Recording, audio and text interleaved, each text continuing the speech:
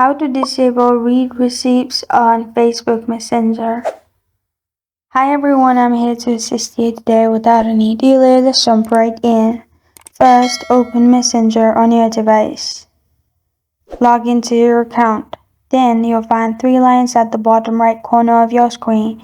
Click on three lines at the bottom right corner of your screen. In here, simply click on Settings at the top. After you've clicked on Settings, scroll down in here. Scroll down and click on Privacy and Safety.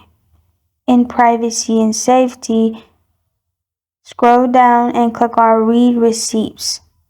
After you click on Read Receipts, to turn it off, simply click on Show Read Receipts at the top. Make sure the circle is on the left side. Now it's disabled. But if you want to disable read receipts of only one chat, what you can do is go back, then click on the chat where you want to disable read receipts. At the top, click on the name of the person.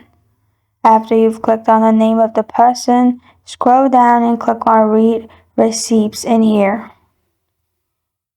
After you've clicked on it, you'll find same option at the top, Show Read Receipts.